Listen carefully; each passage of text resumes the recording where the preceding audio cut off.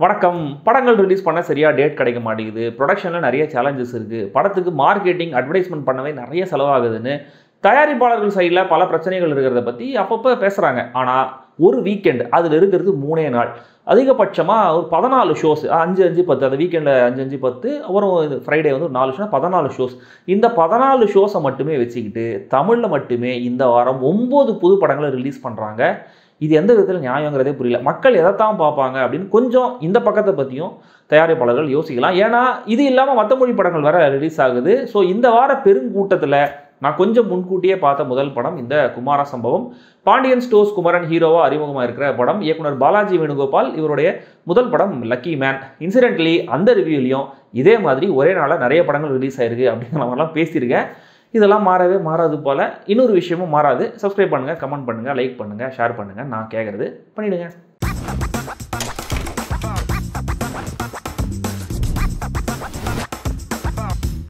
குமார சம்பவம். குமரன் ஒரு aspiring film director. முதல் பட வாய்ப்புக்காக அலைஞ்சு திரிஞ்சிட்டு இருக்காரு. தாத்தா, அம்மா, தங்கச்சியோட தாத்தாவுடைய பூர்வீக வீட்டில் சென்னையில் வாழ்ந்துட்டு வராரு.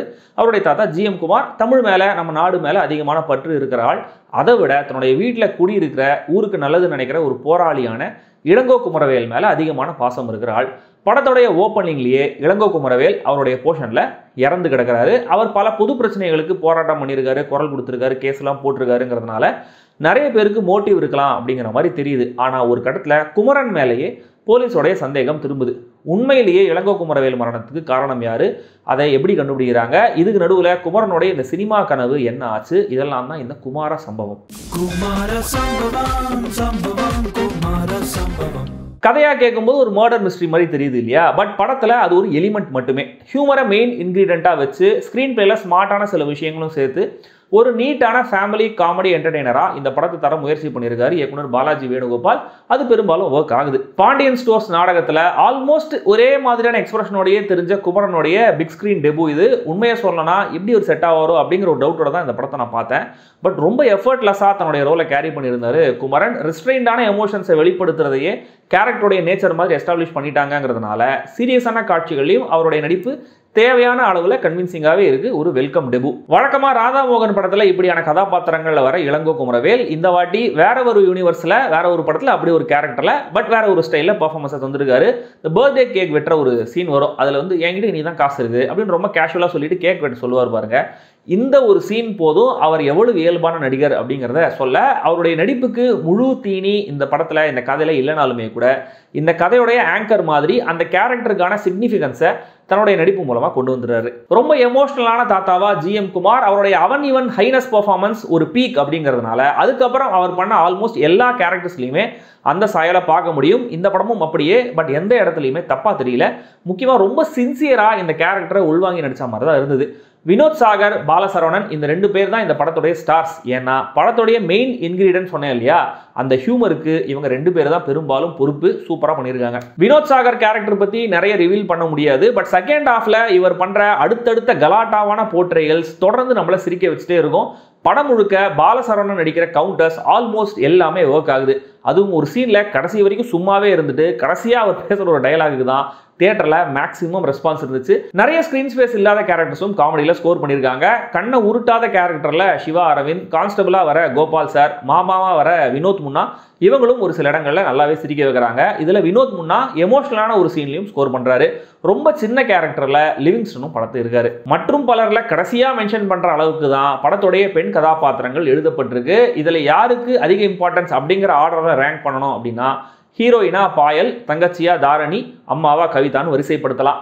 டெக்னிக்கலாக ஒரு காம்பேக்டான படம். ஜெகதீஷோடைய சினிமாகிராஃபி, மதன் கணேஷோடைய எடிட்டிங், அச்சு ராஜாமணியோடைய பாடல்கள் எல்லாமே நீட். இதில் இது தேவதை நேரமே அப்படிங்கிற அந்த டூயட் கேட்க ரொம்ப நல்லா இருந்தது.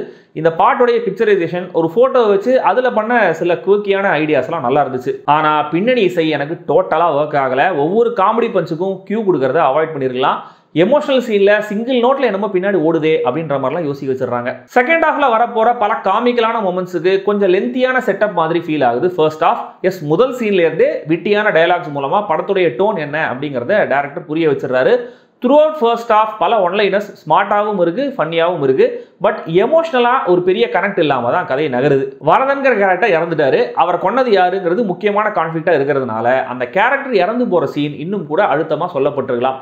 சட்டுன்னு அது கடந்து போயிடுது. தொடர்ந்து படத்தில் ஹியூமர் இருக்கிறதுனால அந்த சிச்சுவேஷனை சீரியஸாகவும் எடுத்துக்க முடியல. ஹீரோயினோட இன்ட்ரோ சுவாரஸ்யமாக இருந்தாலும் அவங்க சம்மந்தப்பட்ட சீன்ஸ் அவ்வளோ சுவாரஸ்யமாக இல்லை. முக்கியமாக பிரேக்கப் சீன்லாம் சுத்தமாக சீரியஸாகவே தெரியல. செகண்ட் ஹாஃப்ல தான் இறங்கி அடிச்சு சம்பவம் பண்ணுறாங்க. ஓ, இது ஒரு மர்டர் மிஸ்ட்ரியாக தான் ஆரம்பிச்சது இல்லை அப்படின்னு படத்துடைய கேரக்டர்ஸுக்கு ஞாபகம் வரா மாதிரி நமக்கும் ஞாபகம் வருது. இன்டர்வல் முடிஞ்சு ஸ்டேஷன் சீன்ல இருந்தே ஹியூமர் செம்மையாக ஒர்க் ஆக ஆரம்பிக்குது. இங்கேருந்து அவங்களுடைய பிளான், அதோடைய எக்ஸிகியூஷன், அதில் வர காமெடி ஆஃப் எரர்ஸ், அதை இவங்க சமாளிக்க ட்ரை பண்ணுற விதம்னு என்டர்டெய்னிங்காக ஹிலேரியஸாக கதை நகருது. கிரேசி மோகன் மௌலி படங்களில் வரா மாதிரி கீனாக வாட்ச் பண்ணனா சில நல்ல ஜோக்ஸை நீங்கள் மிஸ் பண்ணவும் வாய்ப்புகள் அதிகம். அர்ஜய் கேரக்டரை மீட் பண்ணுற சீன்லேருந்து திரும்ப கொஞ்சம் ட்ராக் ஆக ஆரம்பிக்குது. மிஸ்ட்ரியாக சால்வ் பண்ண கேரக்டர்ஸ் ட்ரை பண்ணாலுமே கூட அது நமக்கு ஒரு பெரிய விஷயமா தெரியல. நிறைய ஃப்ளாஷ்பேக்ஸ் போயிட்டு வராங்களே, கொஞ்சம் சட்டுப்புட்டுன்னு விஷயத்த சொல்லிடலாமே அப்படிங்கிற மோடுக்கு மைண்டு போயிடுது. இன் கிளைமேக்ஸில் ஹீரோ ஒரு ஐடியா பண்ணுவார். அந்த விஷயமும் அதோடைய விளைவும் நல்ல ஸ்மார்ட்டான சட்டையர்னு சொல்லலாம். மொத்தத்தில் ஒரு நீட்டான, ஸ்மார்ட்டான, முக்கியமாக நல்ல ஹெல்த்தியான காமெடிகள் நிறைய இருக்கிற ஒரு ஃபேமிலி என்டர்டெய்னர் இந்த குமார சம்பவம்.